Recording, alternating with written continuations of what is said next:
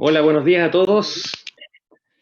Buenos Hoy días. día, lunes, entonces comenzamos con un nuevo ciclo de seminarios internacionales y nacionales sobre epilepsia. Ya está una actividad enmarcada dentro de la Dirección de Investigación del Departamento de Tecnología Médica y la profesora encargada de coordinar todo este seminario es Rosana Muñoz. Ya, Rosana Muñoz es doctora en Ciencias Biológicas, mención Biología Celular y Molecular por la Facultad de Ciencias Biológicas de la Pontificia Universidad Católica de Chile.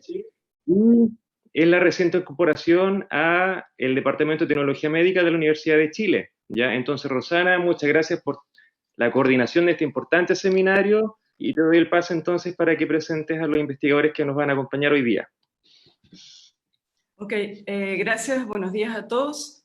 Agradecerles realmente la presencia y agradecerles a todas las personas que estuvieron organizando también todo esto y me apoyaron en este ciclo de charlas que hoy da inicio con un científico que para mí es sumamente importante y fue un pilar muy fuerte en el inicio de mi investigación actual, que es Juan Manuel Encinas. Él es profesor investigador en INVEBASQUE, que es el Centro Vasco de Neurociencia de Achucarro, pero no pronunciar mal, Juan Manuel, en el Departamento de Neurociencia. Iker Vázquez es la Fundación Vasca para la Ciencia y bueno, él también forma parte de lo que es la Universidad del País Vasco en España. Él se tituló en el 99, perdón por dar un poco de edad en ese punto, como biólogo con especialización en neurociencia en la Universidad de Complutense de Madrid. Y en el 2003 se doctoró en neurociencia en el Instituto Cajal de Neurociencia en la Universidad de Complutense de Madrid. Su línea de investigación está relacionada al estudio de las propiedades intrínsecas de las células madres neurales y neurogénesis en el hipocampo adulto en condiciones normales, en condiciones de envejecimiento y en desórdenes neurológicos como es la epilepsia. Publicaciones, bueno, de gran impacto, como PLOS Biology, Cell Stem Cell, Molecular Psychiatry y Aging's Cell. También es miembro de forma parte de varios comités, es fundador y miembro del comité ejecutivo de RENA, que es la Red Española de Neurogénesis en Adultos. Es miembro del CARE, que es un comité de experimentación para la investigación en animales, y también forma parte de varios comités internacionales en evaluación de tesis. Así es que yo le doy la bienvenida. Muchas gracias por ser parte de esto y bueno, dejo todo en tus manos. Las preguntas van a estar al final de tu presentación. Muchas gracias. Muy bien, pues muchísimas gracias por la presentación tan amable. Es un placer, por supuesto, estar... Bueno, he tenido la suerte de estar allí un par de veces. Sabéis que conozco bien allí algún colaborador, a Pablo Fuente de Alve, a Nelson Espinosa, y hemos publicado juntos. Y nada, un placer. Así que voy a empezar a compartir pantalla. Y bueno, supongo vamos a poner el crono para hacerlo en el tiempo. Si no, me dais un toque, no te preocupes. Okay.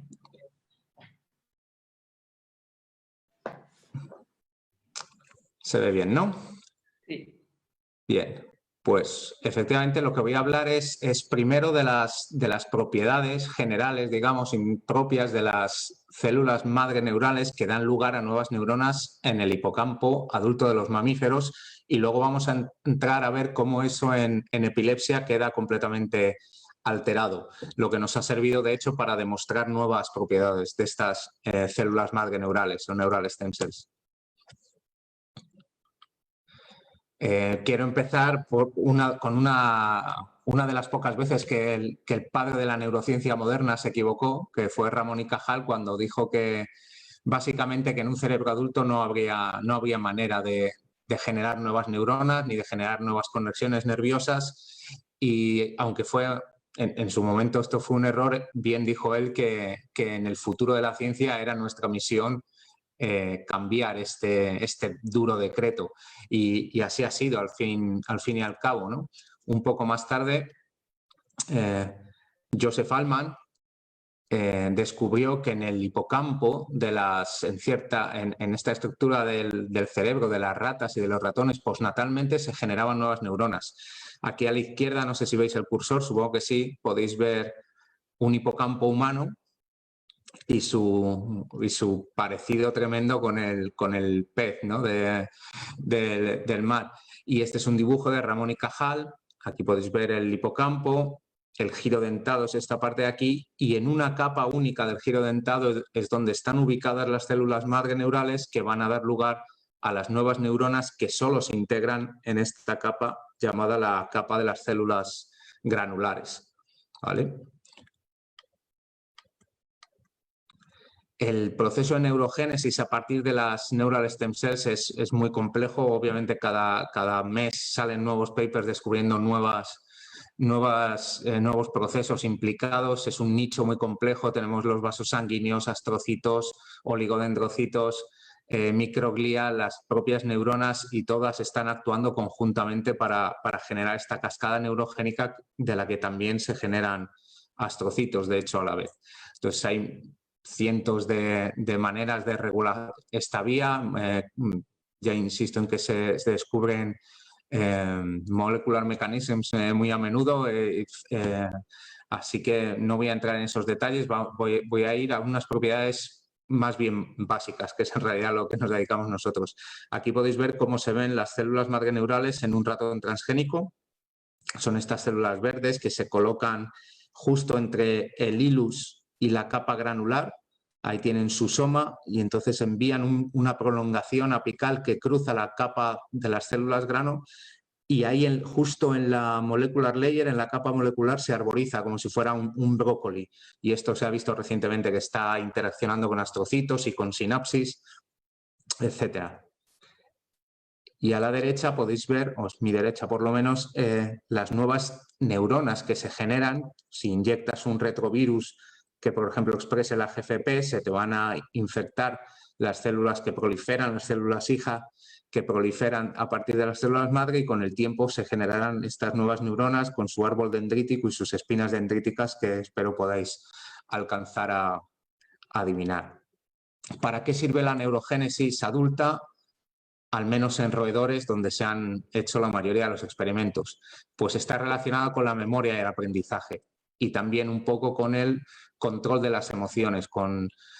En respecto al control de las emociones, pues el miedo, las respuestas condicionadas al miedo, y respecto a la memoria, y la ansiedad también, perdón, y respecto a la memoria, pues con la navegación espacial, sobre todo, esto parece muy claro, y parece ser también, aunque todavía hay controversia, pero la separación de patrones, la separación de imágenes o de situaciones, perdón, que son muy similares entre sí. Parece que en roedores la neurogénesis está relacionada con estas funciones. ¿Existe, la pregunta del millón, existe la neurogénesis en humanos? Pues hay papers muy buenos en revistas muy importantes a favor, pero también las hay en contra. Entonces ahora mismo no está claro, se intenta recrear lo que sabemos, el proceso de neurogénesis que conocemos en roedores, en humanos, pero eso, por las limitaciones que hay experimentales y por los problemas con el tejido, pues es todavía bastante difícil. Entonces, aunque sí que hay datos muy recientes, especialmente el de esta colega madrileña en Nature Medicine, demostrando que al menos hay células doble cortina, pues parece sí que sí, pero también hay otros papers igual de buenos que muestran que no lo hay, ¿vale? Entonces, esto es un problema a solventar todavía. Lo que sí está claro, y en eso sí coinciden todos los papers, es que en realidad se trata de un problema de cómo declina la neurogénesis postnatal en el hipocampo, porque en el cerebro postnatal humano sí que se encuentra, incluso estos papers se encuentran algo en niños, en recién nacidos. Lo que pasa es que declina brutalmente con la edad, tanto que en unos pocos años no queda nada.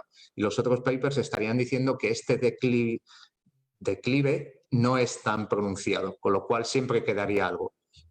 Lo que sabemos en ratones es que sí que es muy, en ratas y en ratones, es que sí que es muy pronunciado. Estos son papers pioneros de los 90, en los que efectivamente se demostraba que había nuevas neuronas, nuevas células, y que eran neuronas, pero que esta capacidad de generarlas decrecía con la edad. Estos son meses en ratas y crecía drásticamente. No obstante, incluso en animales envejecidos quedaban todavía nuevas neuronas, se podían generar. ¿Por qué declina la neurogénesis? Pues eso fue a lo que me dediqué en Cold Spring Harbor, en mi primer postdoc en Estados Unidos. Y el factor principal es que las propias stem cells, las propias células madre neurales o células tallo, como las llaman por allí, creo, en algunos países, se desaparecen. La población desaparece. Estas son células madre en un ratón joven de un mes y a los 24 meses de estas células no queda casi ninguna. Es un declive casi exponencial. Entonces, de hecho, lo que me dediqué allí a investigar es por qué desaparecía la población de stem cells, por qué no se queda allí para siempre, perpetuamente generando nuevas neuronas. Y lo que ocurre utilizando ratones transgénicos inducibles en los que puedes hacer fate mapping, o sea, estudiar el destino de las células hijas, ¿no? Porque una vez que activas la expresión de la proteína fluorescente verde en las células madre neurales, como va a permanecer en las células hijas, puedes ver qué pasa con ellas. Por ejemplo, aquí veis una célula madre y una célula hija que están haciendo en la base y cómo se transforman en neuronas si esperas un mes. Lo que vimos básicamente es que aquellas células madres que se activan en un momento dado y se dividen, lo que van a generar es nuevas neuronas, pero luego ellas se van a transformar en astrocitos.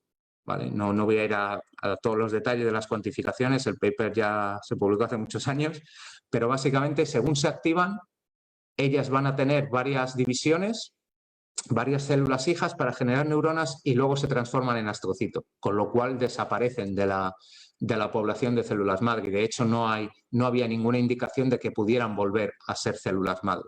Así que ese sería el mecanismo principal, lo que llamamos depletion de las neural stem cells o astrocytic conversion coupled depletion of stem cells, o el modelo de la stem cell, la disposable stem cell, ¿no? La usas y la tiras, no la puedes reutilizar muchas veces. De hecho, posteriormente, utilizando otros animales transgénicos, el grupo de François Guillemot, si bloqueas la activación, la entrada en ciclo celular de las stem cells, lo que ocurre es que la población no declina tanto. Tampoco tienes neurogénesis porque lo que haces es mantener el pool de stem cells, pero demuestra, es un proof of principle, que si evitas la activación vas a preservar la población de células madre neurales. De hecho, esto es una visión que en su momento se me colgó el San Benito de pesimista, ¿no? Porque viene a decir que es como estás utilizando los recursos, utilizas las células stem cells, son disposable y luego una vez que las usas y las gastas no puedes recuperarlas. Y había controversia, había otros papers, empezaron a salir diciendo que sí se podrían regenerar, que podrían dividirse simétricamente, generar copias de sí mismas, pero bueno, no estaba muy claro. Y al final lo que pasó es que el grupo de Jesberger fue el primero en conseguir unas películas de la neurogénesis en el cerebro adulto de roedores mediante microscopía de 2 fotones, ¿no? Básicamente abrían una ventanita en el cráneo, ponían el microscopio todos los días un rato y así podían reconstruir. Así que vamos a verla, una de las películas de la neurogénesis en adulto in vivo.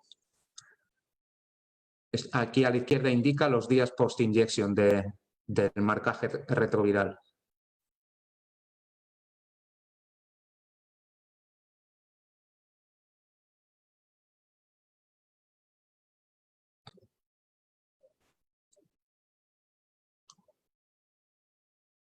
Vale, para ilustrar el método, y luego ellos lo que hicieron fue reconstruir todos los clones de células de todas las stem cells que podían aislar, visualizar al principio, pues ver luego cómo se dividían, en qué momento y de qué manera, y luego con marcaje post-mortem, analizando el cerebro ya fijado con inmunotinción, con anticuerpos contra neuronas o astrocitos, pues veían qué tipo de neuronas, qué tipo de células hija habían tenido las neuronas. Y básicamente lo que vieron fue que corroboraron nuestros datos. Estoy muy orgulloso de esto, pero vinieron a corroborar en gran parte todo lo que dijimos nosotros. Y es que la mayoría de las células se dividen para generar neuronas y luego desaparecen y no hay hay muy poca división simétrica. y no hay división simétrica y luego asimétrica, y sobre todo una célula que se ha dividido unas cuantas veces raramente vuelve a quiescencia y no vuelve a dividir, y vuelve a dividirse un mes o 2 meses más tarde, que es lo que pasa en otros sistemas de stem cells. O sea, básicamente tu célula madre se va a activar, va a tener células hijitas, 3 o 4, que van a ser neuronas, y luego ella desaparece del pool de stem cells. O sea, que lo que hay es una depletion, un agotamiento de las células madre debido a que se utilizan. Así que esta es la visión pesimista de lo que pasa. Son como un recurso natural no renovable, ¿vale? Entonces, si tú acabas con tu bosque, esto no se va a recuperar. Aunque haya una cierta capacidad de reforestación, el agotamiento es demasiado rápido como para ser capaz de balancear el agotamiento de las células madre con el tiempo.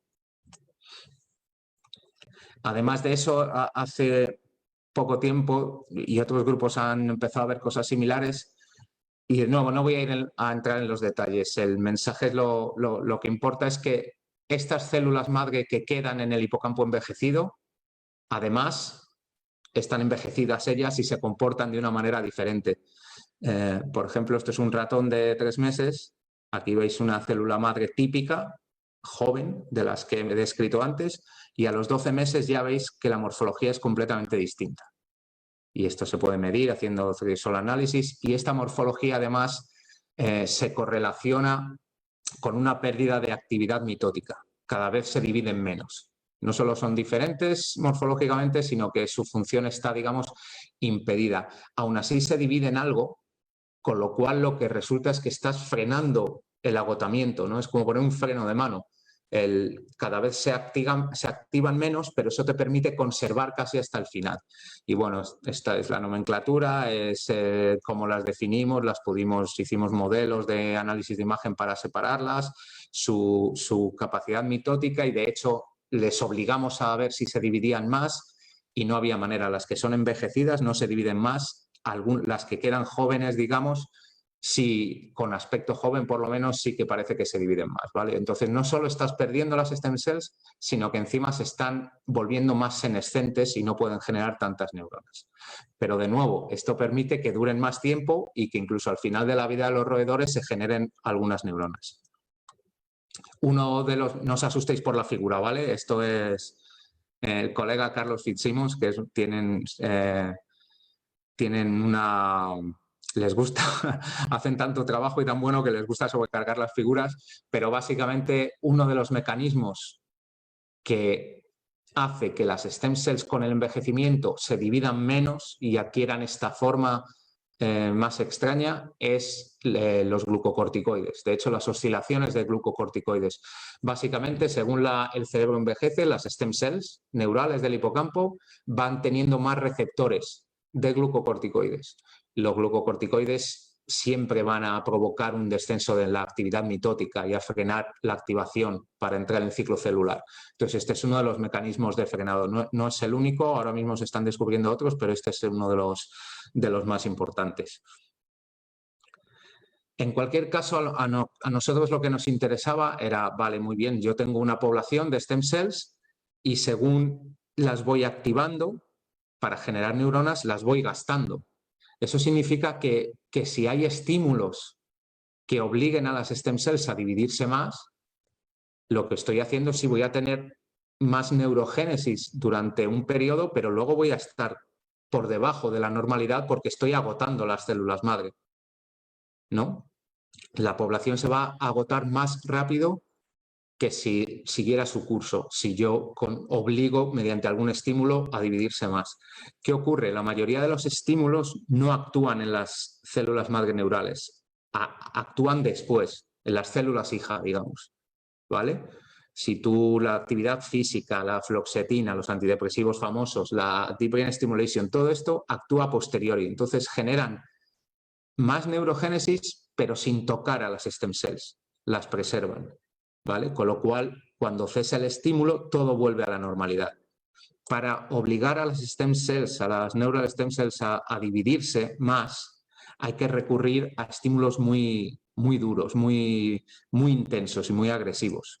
Por ejemplo, el electroconvulsive shock, o la terapia, el shock electroconvulsivo, o el kainato, la inyección de ácido caínico directamente en el hipocampo, que es un modelo de convulsiones. Es decir, si tú provocas convulsiones, si tú provocas incrementos muy altos y muy radicales de la actividad neuronal, entonces sí vas a provocar que las neural stem cells se dividan en mayor número. Y eso es lo poco que se sabía. No se había estudiado el destino ni qué pasaba con ellas. Así que nosotros decidimos saber, en realidad, para probar nuestra hipótesis de que si las obligabas a dividirse más se iban a agotar, utilizamos un modelo de epilepsia que pusimos a punto, que optimizamos, que en nuestras manos era el mejor, que es el de la inyección directamente en el hipocampo de una mínima cantidad de ácido caínico o cainato, ¿no? Que es el análogo del glutamato, es el neurotransmisor excitador por excelencia. Entonces, en este modelo mimetiza o imita muy bien la epilepsia del lóbulo temporal medial, la mesial temporal lobe epilepsy. Es un modelo muy bueno.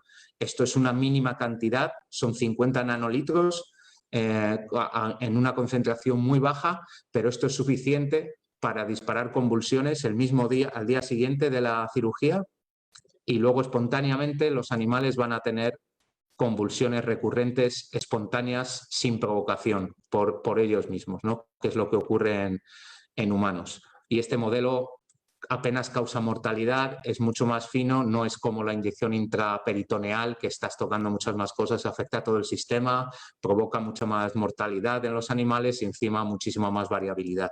Esta es la cuantificación de las convulsiones a lo largo del tiempo. Es un modelo muy limpio y muy reliable, muy consistente.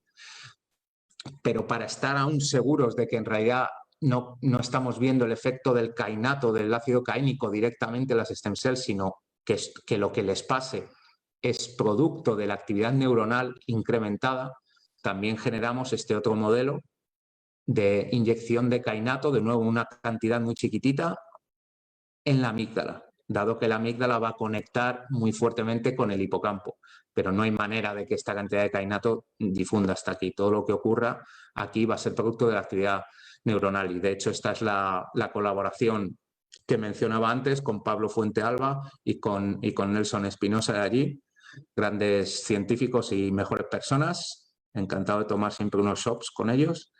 Y como veis, pues ocurre lo mismo. Se provocan convulsiones epilépticas tanto en el propio hemisferio como en el contralateral, lo cual también es importante porque estamos hablando de una hiperexcitación neuronal en el hipocampo contralateral a la inyección. Y bueno, lo que ocurre, ahora vamos ya al grano, es que las stem cells reaccionan muy rápido y muy radicalmente a estas convulsiones, a esta inyección de kainato, bien sea en el hipocampo o en la amígdala. Entonces, si podéis ver, este es el ratón transgénico de que mencionaba antes, en el que se pueden ver las stem cells en verde, alineadas en el giro dentado, y responden con una reacción masiva típica de los astrocitos, una gliosis parecida a la gliosis, al día, a una semana.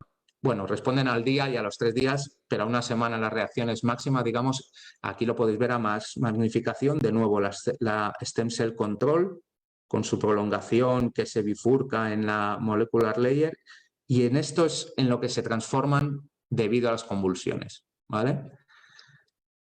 Es una reacción que se parece a la conversión de los astrocitos en astrocitos reactivos. Por eso las llamamos reactive neural stem cells, o células madre neurales reactivas, ya no son como las normales. Y aparte de este cambio morfológico, también se dividen muchísimo más. De un 5%, un 3% de división normal, pasas a un 20 o un 30% en el momento del análisis. Es decir, están entrando activamente en ciclo celular, que es lo que nosotros pensábamos que iba a pasar. Y la derivación de nuestra hipótesis era que iban a desaparecer, ¿no? Pues se van a activar más y van a desaparecer. Pero en este caso hay otro nivel de complejidad. Desaparecen como stem cells porque se están convirtiendo en otra cosa, en astrocitos reactivos o en algo parecido a un astrocito reactivo. De hecho, si esperamos 6 semanas después de la inyección, en vez de tener estas beautiful stem cells aquí alineadas de nuevo en el giro dentado, tenemos esta reacción gliótica. Por supuesto hay astrocitos reactivos, pero es que todas nuestras stem cells parece que no están, han desaparecido, se han convertido en algo más, ¿vale? Además, de nuevo insisto en la prominente activación de la mitosis y del ciclo celular. En condiciones normales generas mayoritariamente neuronas y en condiciones simuladas de epilepsia, después de la inyección de kainato, tras las convulsiones, lo que generas es esta especie de astrocito reactivo que sigue expresando marcadores de stem cells, marcadores de astrocito reactivo y que apenas en el modelo en el que apenas se generan neuronas, ¿vale? Estos son datos utilizando el modelo, el más reciente, el paper más reciente, utilizando inyección en la amígdala. En el hipocampo contralateral, o sea, estamos inyectando en la amígdala de un hemisferio y en el otro hemisferio, en el hipocampo, la reacción es muy parecida, un poco más tenue, un poco cuantitativamente más leve, pero podéis ver que la alteración es igualmente masiva y tus stem cells se convierten en stem cells reactivas igualmente. Este, de hecho, es el paper primigenio en el que inyectábamos directamente en el hipocampo y en el que, de nuevo, utilizando marcadores de ciclo celular y un ratón transgénico inducible en el que podíamos trazar el destino de las células hijas de las stem cells, lo que vimos es que efectivamente se activaban masivamente y en vez de generar neuronas, generaban copias de este fenotipo reactivo. O sea, estaban generando más reactive neural stem cells y no estaban generando neuronas. Y esto se puede ver aquí básicamente una situación normal. Aquí es sin provocar convulsiones, pero elevando la hiperexcitación neuronal. Es interictal epileptiform activity, actividad interictal que no llega a convulsiones, pero con descargas de espigas y ondas. Y lo que pasa es que se transforman en astrocitos reactivos. Esta es toda la cuantificación con todos los marcadores. De nuevo, no creo que merezca la pena ir por cada una de las gráficas. El mensaje es que las stem cells, debido a las convulsiones, se activan tremendamente, pero no para generar neuronas, sino para generar astrocitos reactivos. ¿Qué pasa con la neurogénesis? Pues como he dicho antes, aquí en rojo estamos viendo un marcador de nuevas neuronas, la doble cortina, ¿vale? Con esto podemos ver las células hijas que se convierten en neuronas a partir de las stem cells. En situaciones control, pues igualmente alineadas en el nicho neurogénico, en el giro dentado, tienes muchísimas células que puedes ver aquí con sus dendritas y su arborización en la molecular layer. Y en condiciones de modelo de epilepsia, o no hay, directamente no queda ninguna, y si queda alguna es lo que se denomina neurogénesis aberrante. Su migración, sus propiedades, está cambiada completamente, ¿vale? Podéis comparar aquí tanto el número como los cambios. Hemos tenido la suerte de poder utilizar tejido humano fresco de cirugías en las que a pacientes de epilepsia del lóbulo temporal les acaban quitando el hipocampo porque es la única manera de frenar las convulsiones. Los tratamientos, las drogas no hacen nada, así que se les quita el hipocampo y nosotros tuvimos la suerte de, bueno, hubo unos acuerdos, conseguimos el tejido y vimos cosas muy parecidas al modelo humano, la dispersión, la gliosis, los astrocitos reactivos y nada que se parezca a neurogénesis ni a proliferación celular a largo plazo. Pero claro, no podemos hacer claims, no podemos decir que el proceso sea el mismo cuando ni siquiera sabemos si hay neurogénesis en humanos. Así que, resumiendo, lo que sabemos de las stem cells es que en condiciones normales generan neuronas a partir de células hija, también generan astrocitos, pueden generar copias de sí misma en un bajo porcentaje. Artificialmente se ha visto también manipulando genes que pueden dar lugar a oligodendrocitos, pero esto in vivo no se ha visto en condiciones anormales o control, pero naturales, digamos. Y finalmente, el más reciente descubrimiento es que pueden transformarse en este fenotipo reactivo, que ahora, como voy a enseñar, sabemos que termina siendo astrocitos reactivos, aunque pueden ser durante un periodo diferente de los astrocitos reactivos normales, generados de los astrocitos, ¿vale? Entonces, lo que ocurre con las convulsiones epilépticas es que no generan más neuronas y si las generan son aberrantes y ellas se transforman en estas reactive neural stem cells que acaban generando astrocitos reactivos. Al menos morfológicamente y con marcadores, pero queríamos saber si funcionalmente estas reactive neural stem cells eran parecidas a los astrocitos reactivos o cuáles eran sus propiedades. Entonces, para nosotros lo más fácil es aislarlas, aislar estas reactive neural stem cells de un ratón epiléptico e inyectarlas en el hipocampo de un ratón normal, ¿vale? Cogemos nuestros ratones transgénicos, les aislamos las stem cells reactivas porque este ratón le hemos sometido al modelo de epilepsia y las implantamos en un ratón normal transgénico. La suerte es que hemos dado con un marcador de reactive neural stem cells, que es la lisofosfatidtic acid receptor 1, que resulta que solo marca, es un muy buen marcador de neural stem cells, mejor que la anestina, por ejemplo, que la GFAP, y que además está en las stem cells reactivas. En este paper que acabamos de publicar hace unos días, pues ahí están todos los detalles. Lo que nos permite, actúa como un ratón inducible, nos permite seguir las reactive neural stem cells después de haber inducido la epilepsia. Y si como las podemos seguir y visualizar, pues la podemos aislar por fax. Y entonces las ponemos en un ratón control y entonces analizamos inflamación, básicamente. Pues en los ratones que han recibido reactive neural stem cells, que vienen de un cerebro epiléptico, hay más división en todas las partes del giro dentado, comparado con los que han recibido stem cells que vienen de un ratón control. Hay reactividad glial de los astrocitos por áreas, en todas las áreas que hemos medido, en número de células, en intensidad de píxeles, como lo quieras medir, es todo significativo. La microglía también responde, hay más reactividad microglial, allí donde hemos puesto stem cells reactivas. Luego, funcionalmente, también la neurogénesis está alterada, como esto es de nuevo doble cortina, estos son nuevas neuronas jóvenes que están madurando y veis que hay una desorganización, hay menos en donde debería haber y hay más en el hilus y en otras zonas han migrado aberrantemente y tienen su morfología es diferente. O sea que las stem cells reactivas sí que están provocando una reacción en el tejido. Y de hecho lo que vimos, derivado también del aislamiento y del análisis de expresión génica por PCR cuantitativa, es que expresan mucha interleuquina 1 beta, que es una de las citoquinas proinflamatorias por antonomasia, ¿no? Entonces, las reactive neural stem cells expresan mucha interleuquina beta. Y eso lo hemos visto también con el anticuerpo, aquí en rojo. Estas son las stem cells reactivas, por eso están tan desorganizadas y veis que se marcan prominentemente con interleuquina beta, cosa que no hacen en el control. Así que esto es una nueva propiedad de las stem cells. En caso de patología o por lo menos de epilepsia, participan igual que la microglía o que la astroglía en la respuesta a la lesión, en la respuesta inflamatoria.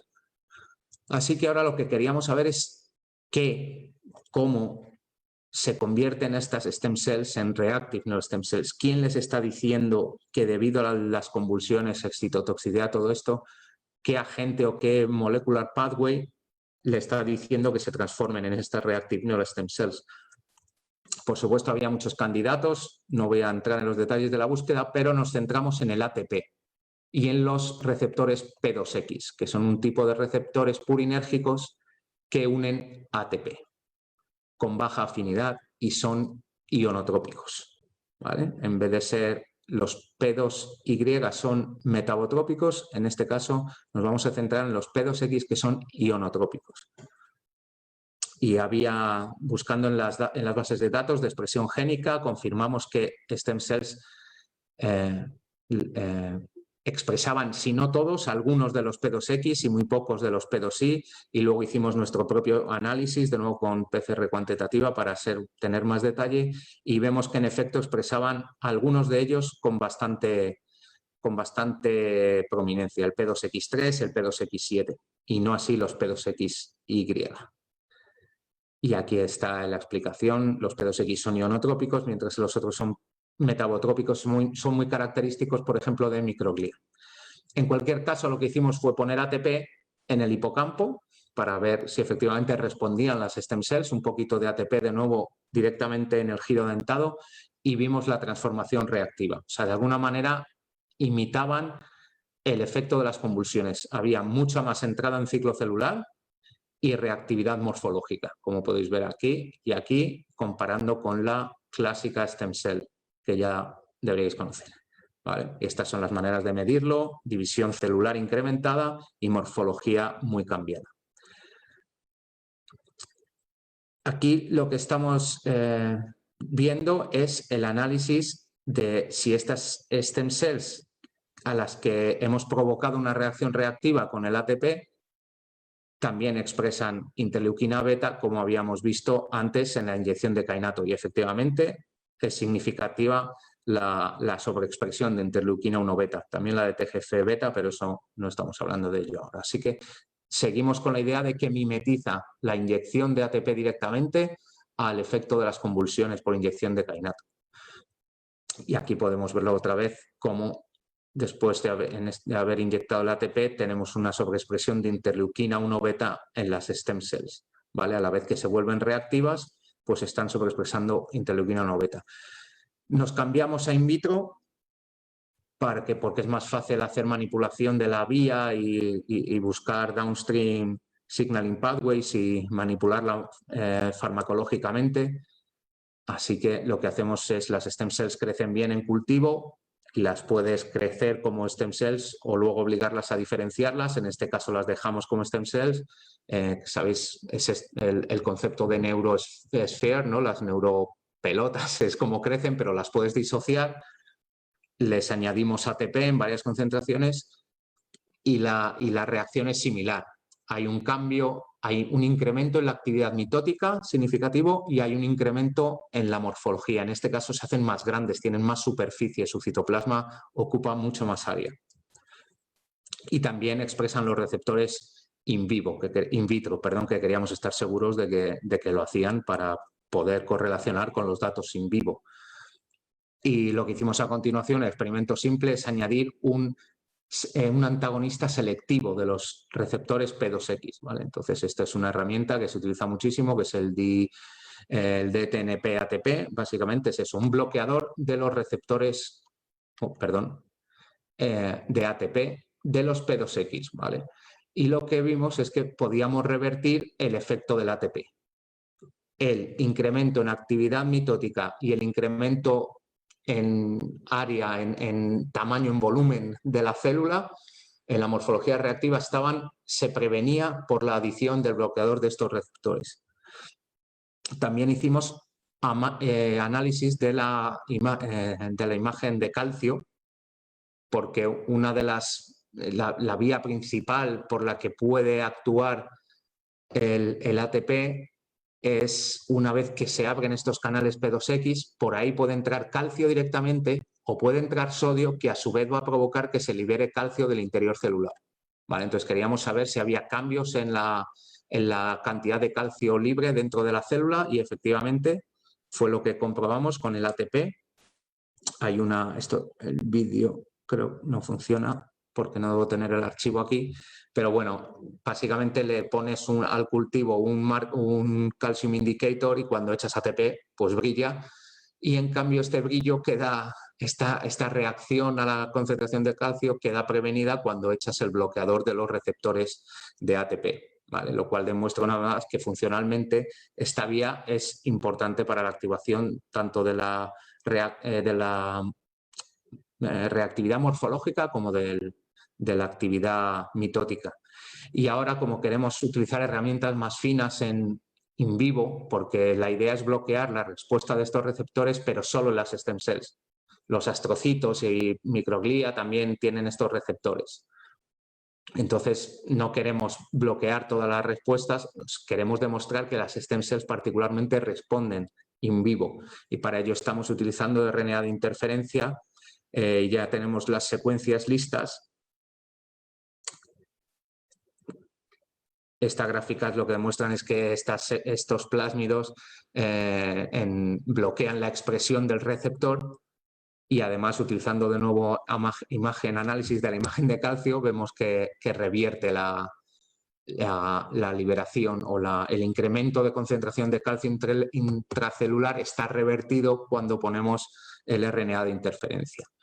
Y la idea es ahora pasar estas secuencias a vectores virales con promotores específicos o promotores inducibles para poder hacerlo in vivo en modelo de epilepsia y bloquear solo los receptores en las stem cells y ver si siguen volviéndose reactivas o nuestra hipótesis es que deberían quedarse normal a pesar de las convulsiones y deberíamos preservar la neurogénesis. Esa es la idea y en lo que estamos trabajando ahora,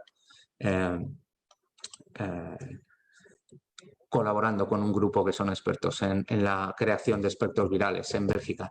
En cualquier caso, para resumir ya, pues lo que estamos viendo, lo que postulamos es que cuando las neuronas se hiperexcitan debido al acúmulo de neurotransmisor del análogo del glutamato, del kainato, cuando hay convulsiones, hay excitotoxicidad, una de las cosas que liberan es ATP, esto es sabido, entre otras muchas cosas. El ATP, por supuesto, actúa sobre los astrocitos y sobre la microglía, pero también activa sobre las neural stem cells, que se van a transformar en reactive neural stem cells, que a su vez van a liberar interleuquina beta, que a su vez va a tener otra vez un montón de efectos sobre los astrocitos, sobre la microglía, sobre las neuronas, etc. En definitiva, lo que queremos decir es que participan de la respuesta inflamatoria, al igual que los astrocitos y que la actividad microglial.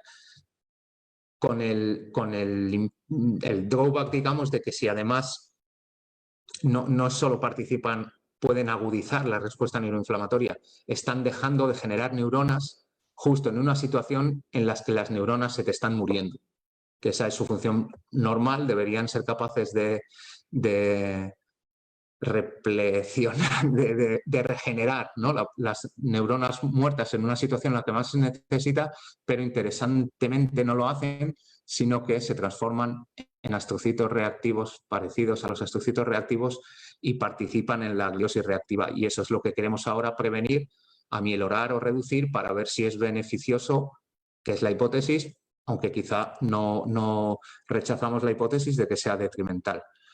Y con esto ya termino. Quería dar las gracias a todo el mundo en el labo, al funding europeo, nacional, regional, etcétera, y a las asociaciones, fundaciones que me dan empleo, por supuesto, y que nos han financiado tanto el personal como los experimentos. Y con eso termino, pues. Eso es todo. Juan Manuel, realmente increíble tu trabajo. Muy bueno, realmente yo conocía algunas cosas de tu trabajo, pero me has dejado así como wow. Realmente felicitarte. Abrimos las opciones de preguntas, pero yo quisiera hacerte una, antes que nada, porque después voy a estar mirando quiénes pueden estar preguntándote Claro. y hacerte la pregunta como tal. Una de mis grandes preguntas, ¿tú puedes utilizar estos bloqueadores de P2XR para prevenir la convulsión? O sea, si tú ya sabes, yo siempre pensando, bueno, yo estoy focalizada más en el desarrollo, pero yo siempre pensando que si ya puedes bloquear y evitar que esto se generen los astrocitos reactivos, etcétera, ¿cómo tú puedes utilizarlos y bloquearlos de antemano? ¿Tú has probado eso? No lo hemos probado. Sí que hay algunos experimentos ya hechos sobre la gliosis en general, sin tener en cuenta las stem cells. Lo que ocurre es que estos receptores en condiciones normales no funcionan mucho porque tienen baja afinidad, de tal manera que el ATP, que obviamente está funcionando constantemente, no interactúa con ellos. Solo se activan cuando es liberado masivamente, que es en condiciones patológicas. Entonces, en los papers sí que hay éxito reduciendo la gliosis, pero no me acuerdo si lo daban antes, yo creo que no afectaba. El darlo a la vez o justo después tenía el mismo efecto, porque antes tampoco dura el ATP, como es tan lábil, e incluso este que se utiliza, que es el gamma ATP, que está estabilizado, tampoco dura mucho. Entonces, yo creo que es que ni siquiera merece la pena darlo con antelación.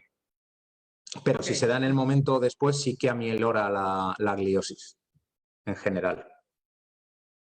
Y lo otro que me llamó la atención, cuando hablabas sobre la inyección localizada del ácido caínico, tú veías toda la reacción que sucedía en uno de los hemisferios, pero también tenías algo similar, quizás no con la misma magnitud, del otro hemisferio. Y bueno, la verdad es que yo siempre he pensado que el hemisferio control es justamente en donde uno no está generando el impacto o el daño. ¿Esto a qué se debe? ¿A que tú cuando generas la convulsión por el ácido caínico en ese lugar se están reactivando quizás otras zonas? Entonces, es una pregunta.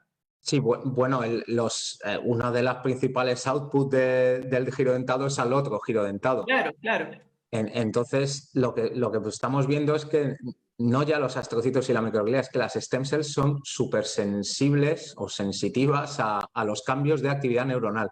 Hemos probado con una batería de estímulos tremenda y puedes inyectar muchas cosas directamente y no les afectan tanto. Pero si modificas la actividad neuronal en sí, ahí sí que responden. Incluso responden antes que los astrocitos y la microglía. De alguna manera están sintiendo la actividad neuronal. ¿Cómo? Eso todavía no se sabe bien. Entonces responden muy rápidamente. Y bueno, eso lo demuestra el hecho de inyectar directamente la amígdala, pero también el que incluso en la amígdala, en el contralateral, esté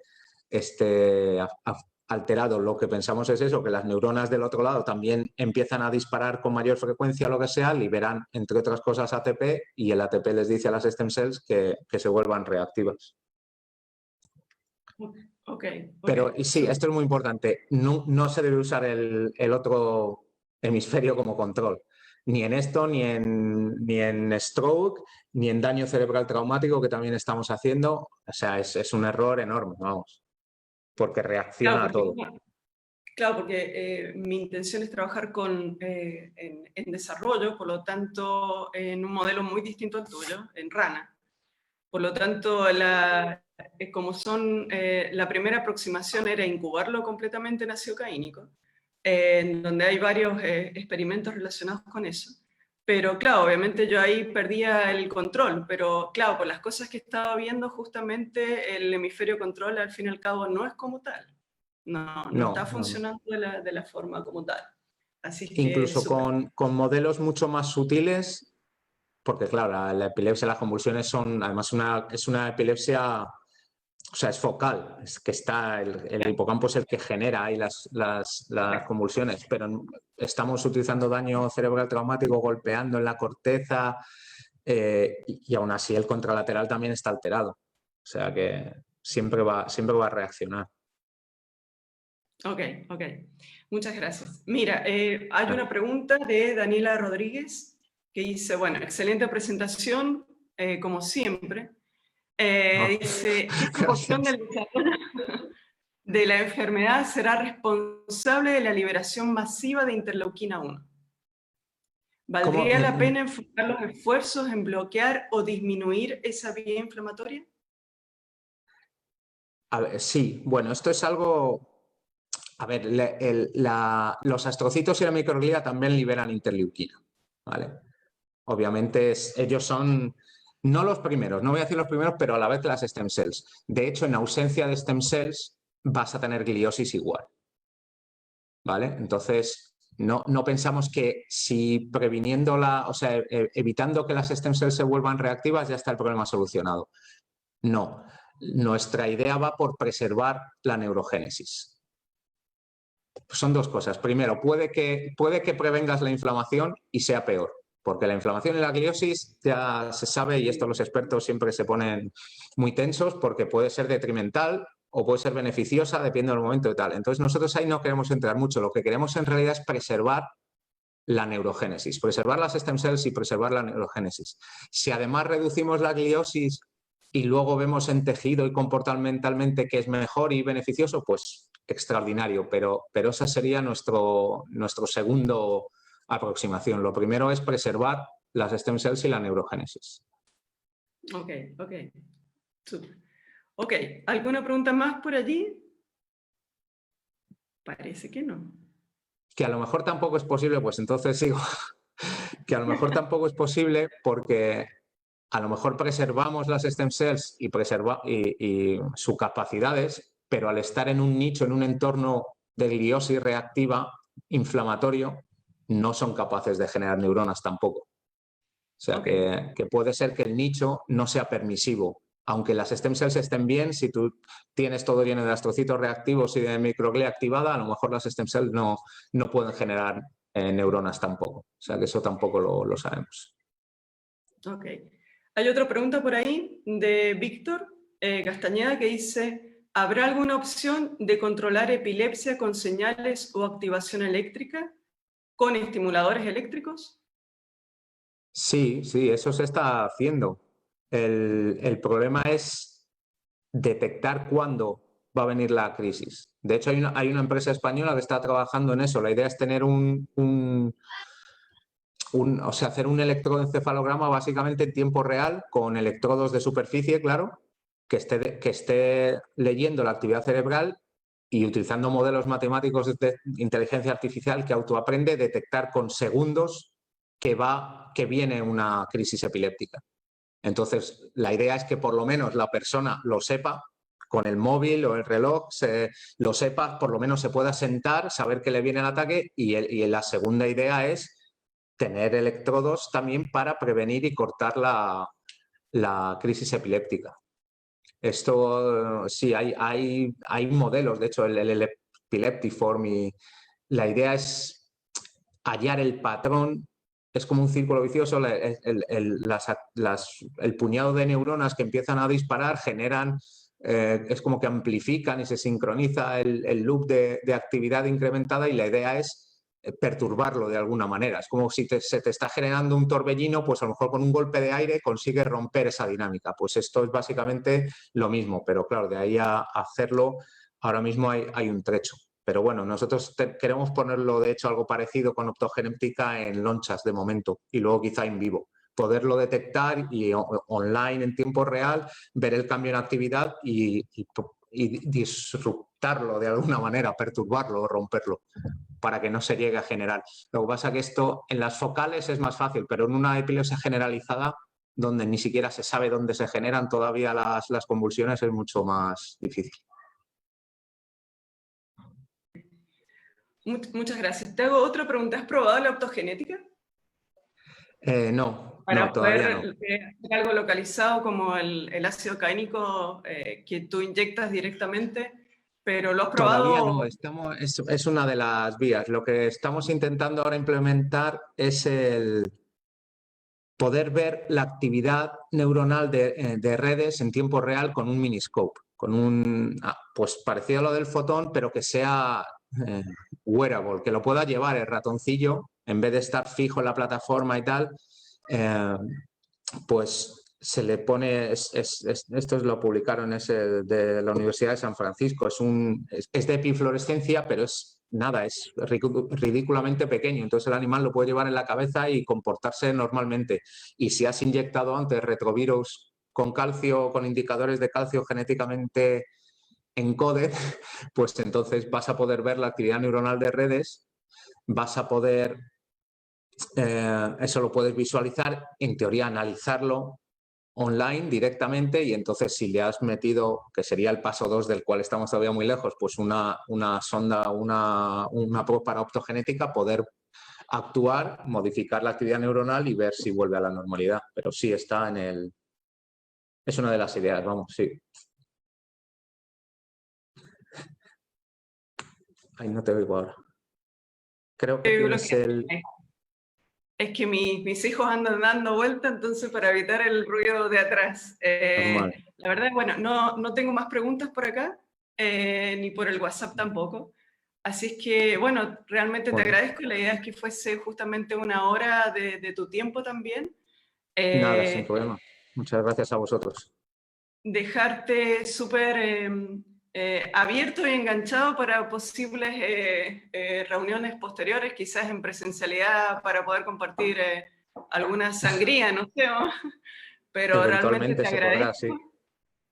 te agradezco tu disponibilidad y animarte a hacer algo así, porque realmente es un tema de que esté funcionando las comunicaciones y que todo salga bien, pero gracias a todo el respaldo que tenemos por detrás y también al apoyo, bueno, todo salió fantástico. Realmente agradecerte.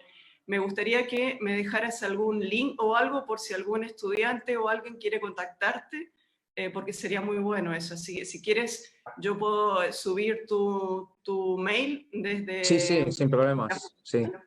Para que puedan contactarte si es que tienes opciones de recibir postdoc en estos momentos.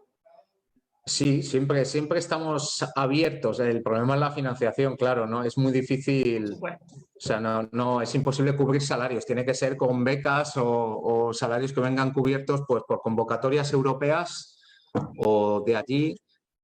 Aquí hay una, por ejemplo, en el País Vasco hay una, pero es para que se vayan fuera y vuelvan el tercer año, con lo cual, pues, no es muy viable, pero sí, siempre estamos abiertos a recibir gente. Si hay alguien interesado, también hay plazas de profesor asociado, de junior researcher, etcétera. Ramón y Cajal parecido, pero en el País Vasco, etcétera. O sea, siempre, si alguien está interesado, que me escriba sin problemas, a todos los niveles, desde profesor, digamos, PI, líder, group leader, como sea, hasta estudiantes, postdocs, etcétera. Por supuesto. Ok, mira, tengo una pregunta y tengo la sensación que es Pablo Fuentealba. Bueno. Dice, pero para ver la actividad del giro dentado habría que sacar el hipocampo dorsal. ¿Cómo sería ese protocolo? Me refiero al Miniscope. Bueno, la actividad neuronal no tenemos por qué verla en el propio giro dentado. La idea es que si hay alteraciones también las podríamos ver en la corteza, sobre todo en cortezas que están más asociadas con el hipocampo. Esa es la idea. A lo mejor efectivamente en estas cortezas no hay ninguna alteración aunque el animal esté convulsionando, pero pensamos que sí las va a haber. Y en cualquier caso estamos haciendo los dos modelos. Estamos intentando poner el Miniscope directamente en la corteza, no me acuerdo ahora mismo cuál es, la retroesplenial. Creo que es la retroesplenial, que tiene más input del hipocampo directo, y también en el giro dentado, lo cual efectivamente es problemático, pero no nos hace falta llegar al giro dentado tampoco. Con ver CA nos vale. Entonces no tenemos que llegar al hipocampo dorsal. Con ver al de arriba, vamos, quitamos la corteza y un poco de cuerpo calloso, siguiendo el modelo, por ejemplo, de los que utilizan el 2 fotones. Entonces la idea es esa, que no tenemos que ver la actividad en sí de las granular cell layers. Las piramidales de CA también están disparando locamente, sobre todo en esta epilepsia focal que parte del hipocampo. Así que la idea es que veremos, hay suficientes alteraciones como para luego ver si la podemos modificar o no. Espero que eso responda. Y un saludo, Pablo. Realmente te agradezco tu disponibilidad nuevamente. Un gusto realmente que hayas iniciado tú este ciclo de seminarios. Un honor. Y dejarte enganchado para posteriores charlas en un futuro. Muy bien, muchísimas gracias a vosotros. Ha sido un placer. Anytime. Vale. Gracias, de verdad. Gracias. Venga, agur. Gracias, Tomás, también, y a Víctor, que andan por ahí mirándonos. Bueno, yo creo que, Tomás, tú debes cerrar la sesión. Sí, bueno, ha sido un seminario súper interesante. Les quiero dar las gracias por la asistencia, y ya desde hoy día los dejamos invitados para el seminario del próximo 31 de agosto con el doctor Cristian Bonansko, del Centro de Neurobiología y Fisiopatología Integrativa de la Universidad de Valparaíso, que va a ser en conjunto con el doctor José Luis Valdés del Departamento de Neurociencia de la Facultad de Medicina de la Universidad de Chile. Entonces, desde ya los dejamos invitados para el próximo lunes. Y muchas gracias de nuevo por la asistencia, muchas gracias al expositor, muchas gracias Rosana también, muy interesante el seminario. Entonces nos vemos el próximo lunes. Suerte. Bye.